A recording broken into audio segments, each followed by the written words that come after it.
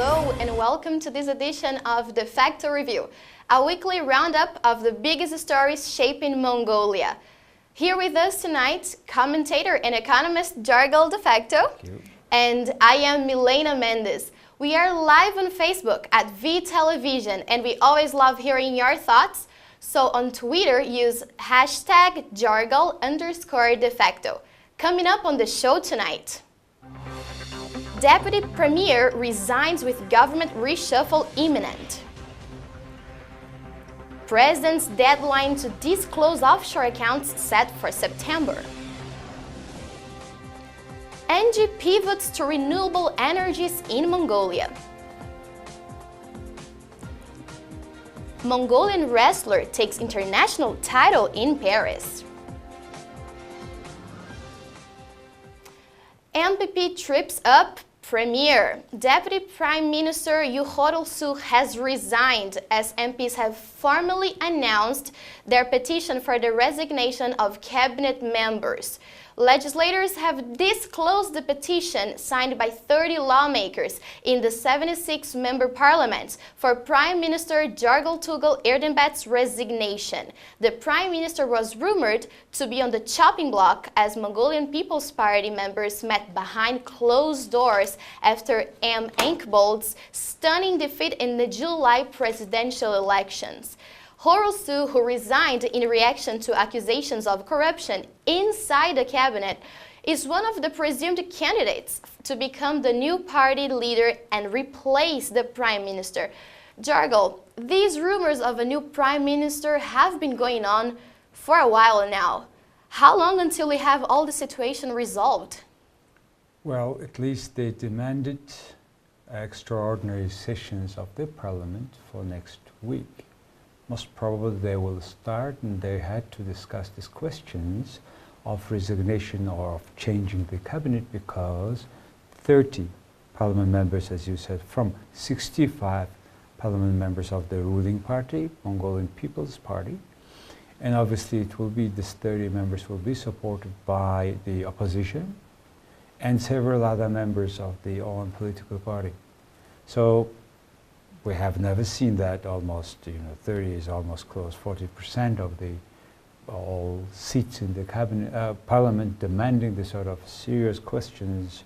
So they have to discuss it.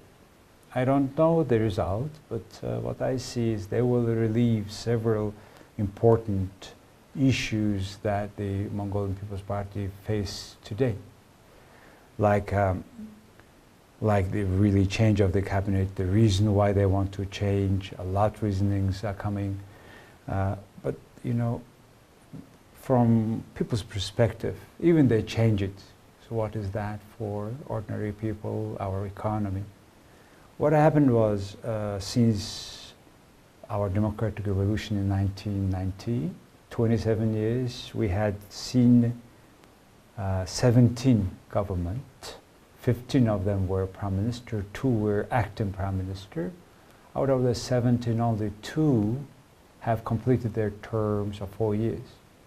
So if you divide it, on the average, Mongolian cabinet was of a length of only 19 months. 19 months is a short for major projects to be decided, to have a solution or to have final decision on any larger term projects.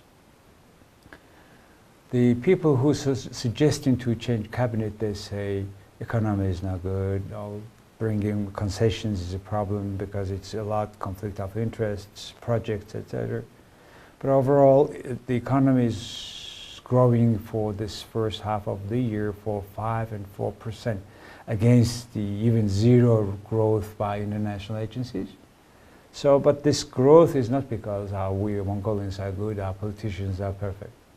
It is just because increase of oil, increase of coal, and copper prices, right, and their production and exportation. So it is another, I believe, it is another kind of a work of inside the palace revolt in a way. But instability in the government, of course, definitely is causing change of moods of investors, Mongolian businesses. They're deferring from making a long-term decisions. So it's not good. But however, I see all this demand of changing the cabinet, I see the larger kind of collapse of the political system of Mongolia. Because Mongolian People's Party is the long-established, 90 years old, mostly whole-time ruling political party. And yet they are involved in such a corruption issues, like they were trying to sell high-ranking political offices, government offices for total 60 billion dogriks. And this is one of the major cause why they want to resign the cabinet. But I see beyond that. Mongolian economic issues are a lot related to not being able to implement the large projects. And all our large economic projects like railways, power stations, hydropower stations, all together are always related with the political conflict of interests. So without, for example, we have a power station number 5, we talk about that needed power stations for Ulaanbaatar city for 20 years. Most funny thing is we 10 times laying the ground of the power station number 5 and still it is on the paper. Another thing is the water sanitation system of the city. Bad smell comes when you land at the airport. So still the many projects keep staying there. Why? Behind everything there is a corruption. Corruption is in Mongolia like diabetes. They first destroys inside, then it slowly goes, all the movement stops, then at the end it takes their life. In the Mongolian corruption today is taking completely our political life, political parties. And now it's coming, it's already there, but it's coming to the very high level, to the economic life. Then it may come to whole Mongolia itself. That's my worry. We have a lot of corruption cases which is appearing on media and disappearing because media is paid not to talk about that cases. For years, this sort of corruptions were not solved. Nobody was held responsible for any major corruptions in the country. So today, these political parties pay what they earned during all these years. I have a question. In the last 2 governments, actually, the party leader took the job of the speakers instead of the prime minister. So are we certain that the next leader is actually going to be a prime minister? Probably yes, because we don't expect another presidential election shortly. The previous speakers were always planning to run for the presidency.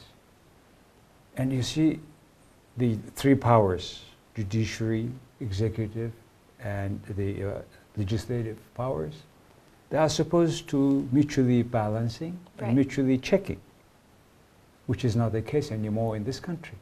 That's why they are unable to combat corruptions inside of these 3 political parties. That's why we keep receiving more and more billionaires, as we say, from Mongolian government, not from the business. So that's a big concern. And the very fact that 30 parliament members are signing that document petition to resign the cabinet means there is a major fall or division happening inside of the Right, because it represents a significant number of members. And from the people who were very much supporting the speaker, the political head of the party, and also many of them were picked up by him to be parliament members, and now they are refusing him. So a lot of things is happening next week, and from next week we do expect, but whatever happens, hopefully Mongolia will win in terms of combating corruptions. Right, and Jorgel, what do you think of the Deputy Prime Minister's resignation? Very interesting case.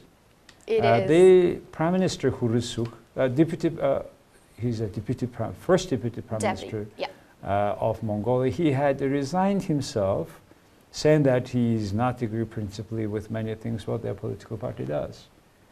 But within few days, Anti-Corruption Agency of Mongolia are opening file for him for spying himself, for initiating that spying process of himself with the political purpose of becoming prime minister.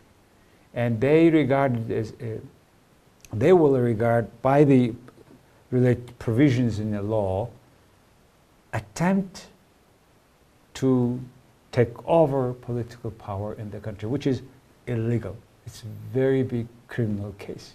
So we don't know what's going on in that regard with this just resigned deputy prime minister. But we know that depending on his case, we will see whether corruption is becoming growing or decreasing in the society. Very clear picture. This is definitely a story we have to keep looking at. And moving on, offshore deadline approaches. Mongolian companies and citizens who have 2 weeks before the deadline set by President Khaltma Batulga, when he says those with undisclosed overseas accounts will be investigated. Batulga has promised to go after these so-called, quote, oligarchs, unquote. He says are hiding their bribes and avoiding Mongolian tax. The Independent Agency Against Corruption claims to know of 29 individuals and 35 companies that have not disclosed their overseas banking accounts. The president has promised that those individuals will face investigations if they fail to do so before the deadline. So my question here is this situation of offshore accounts as bad as the president says? Well, first of all, just 29 individuals, 35 companies have offshore accounts. Question is, so what? If they are political officials, it's one issue. If there are non-political officials, and plus if they have paid taxes on those property, it's not a problem at all. But we don't know yet how many of these 29 individuals are politicians and how many of these 35 companies are related to them. So I think once our president, new president, promised almost all as his first job, by September 10, Mongolian peoples are expecting him to speak out of these figures, how many of them are politicians. So this is what is the expectations. But even he disclosed these people, I don't know how much it will go deeper into the court, because as we know, on practice, for the last 17 years almost, whatever the big deal is coming with the corruption, they slowly disappear. And I don't think this president is able to reveal all of them, because nothing is changed except this president. So all power is there, the same people. So let's see.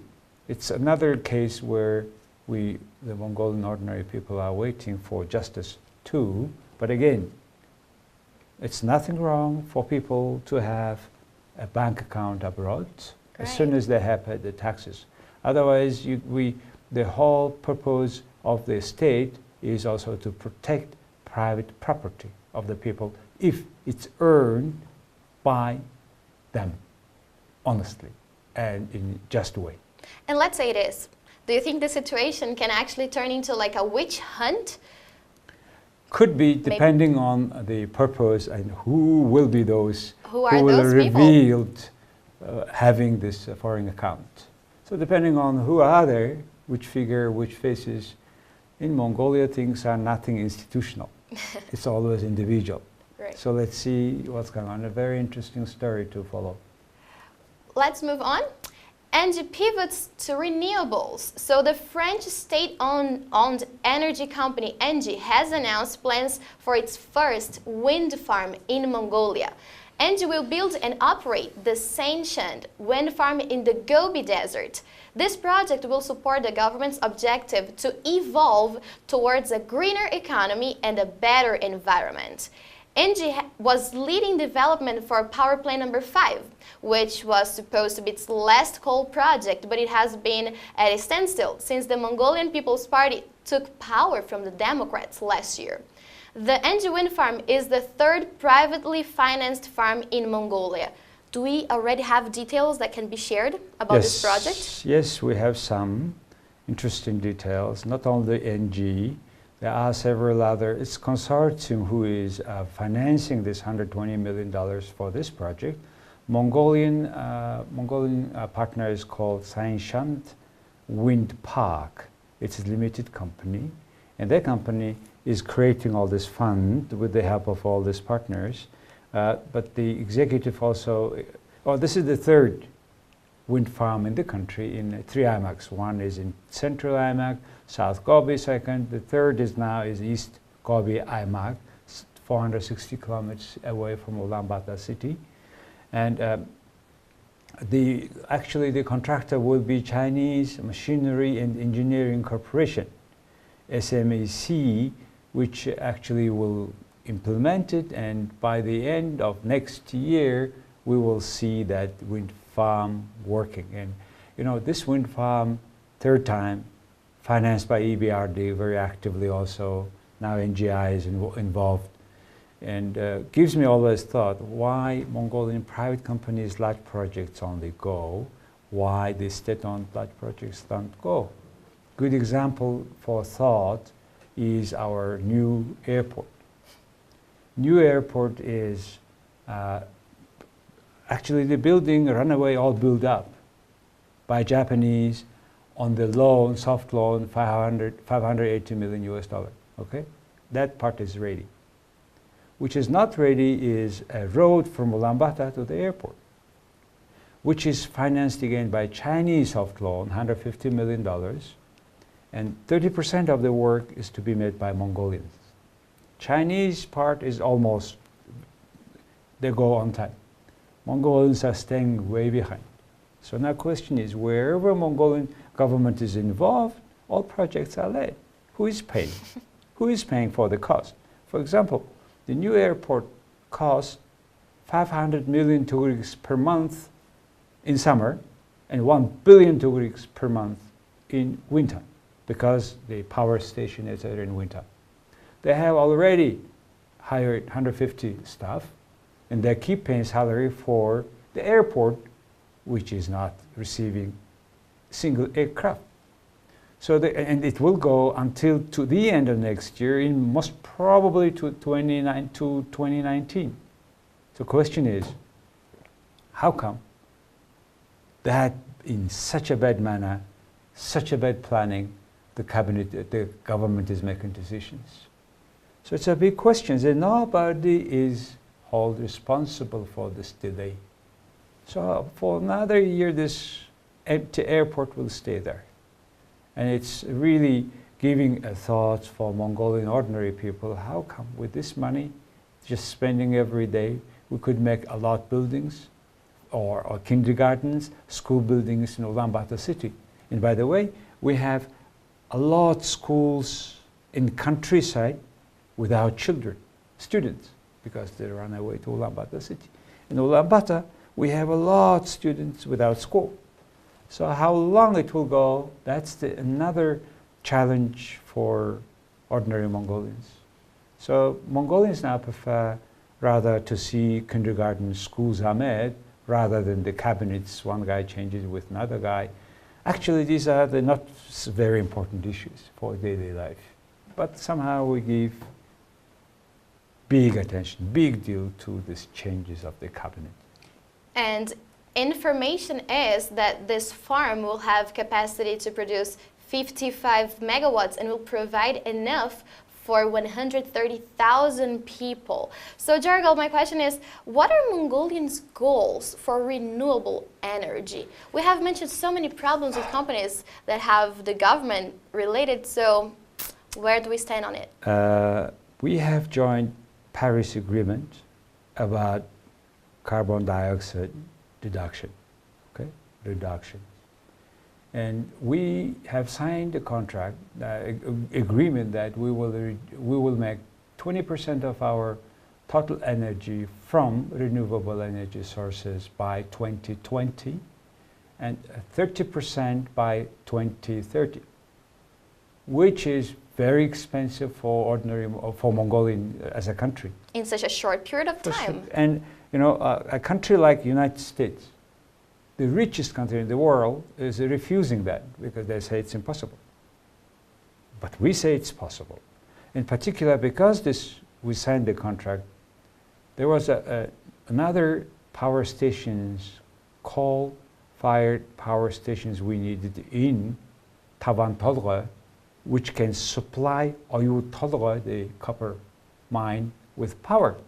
And this Oyu, the largest copper project in the country, also in the world, they are receiving electric power from China, and they pay around close to $300 million a year to China for power.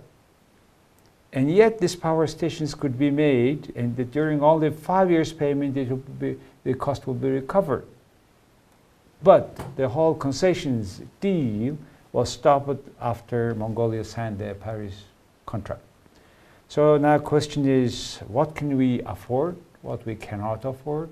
Because this country is at the initial stage of its industrialization and development. And all developed countries made their initial development with coal by all means. So there is a dilemma. Because now if we want to develop in the way they suggest, it's going to be very expensive. But however, it's fact, we have signed the agreement and the power station project stopped, and so renewable energy, couple projects, and all the three. It's not that substantial actually, so let's see. And do you think that eventually Mongolia can cut out the need of coal-fired energy completely, or are we still too far away from this? I think we should not, even because it's now for a while most cost effective. And even more than that, now there are 5 or so projects where the brown coal to be used for producing energy, then supplied to China. Several projects had started. We cannot stop them. So that's what the situation. And down the road, what else we can replace? Only wind, not enough. And it's expensive, relatively. So it's a big dilemma for Mongolian energy planning. Right. Moving on to our last topic of the night in the sports. Wrestler wins World Championship in Paris. Mongolian wrestler P. Orkhan took the gold in the 2017 World Wrestling Championship in Paris. She won the women's under 63 kilogram contest at the event, which kicked off last Monday with a defeat against a Ukrainian competitor. Orkhan took her first title of note last year at the Golden Grand Prix after defeating Japan's Kaori Iko, who had a record of 156 consecutive wins. Wow. We all know wrestling is the biggest sport here in Mongolia.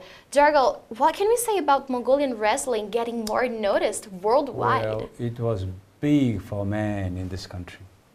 But from only for a few years from now, from back, now we have a lot of female wrestlers. And this young lady, 24 years old, from Uburhangaimak, she was born there, and 24 years old now, who became our 5th world champion in freestyle wrestling. And she is the 3rd female world champion of Mongolia in freestyle. So a question is coming, what happened? Now, why so many women? And it happened, interestingly, I should say, that President Ilbek made an initiative. Just after he became president 2nd time, Olympic champion who got gold medal will be rewarded at once 120 million Tugriks at once, and then 4 million 5 million Tugriks every month for whole life. Wow. And if you got second place or silver medal, 60 million Tugriks at once, then 3 million Tugriks per month for life. And the third place, 30 million Tugriks at once, and every month 2 million Tugriks for life. And the same, almost a little bit lower rank, a million less, with the World Championship. Everybody who's World Champion received a similar, a little bit less accordingly. So now question is, for parents now, get your child, in particular your daughter, to try to be Olympic champion or world champion, is the same as you send to the higher school or then the university to make education in. The income is questionable or very similar. So I think parents try on both avenues. So we may end up probably as many students as the world champions, in particular females in the country. I mean, this is just, by the way, a serious observation is from public. Maybe the prize should be, half should go for development of that type of sport in Mongolia, so that the sport goes not just one individual who is champion. So this or that considerations are now happening in the society after this championship. But anyway, we congratulate this young lady with a great victory, making Mongolia again famous on the world arena. I have a last question for you on this topic. What makes Mongolian wrestlers so different from the rest of the world? Indeed, because we are nomads, and we were warriors. And warriors are to be required to be strong, fast, flexible, so all this. So that was the type of sports developed from very childhood for boys. Nowadays, as I said, for girls now. But in general, this sport is kind of individual sport. And because all this, our heritage and the way we lived, we're probably, I don't know, maybe 1/3 or half probably of our life we were spending on the horseback. So it makes you fit, it makes you strong, flexible, so agile, right? Right. And hopefully that is a part of that contribution of Mongolians being a particular sportsman. Right. Well, we're getting ready to wrap up tonight's show. Jargal, do you have any last comments? Well, we try to observe 4 events in the country around which we can talk, not only about that event, but beyond that event. So what is expected from point of ordinary people. So thank you very much for listening to us. And we will be on the website, jargaldefacto.com, from tomorrow. And we were live on Facebook, the television. Thank you very much. I am Milena Mendes, and thank you for staying with us tonight. Have a good week. Bye-bye. Bye.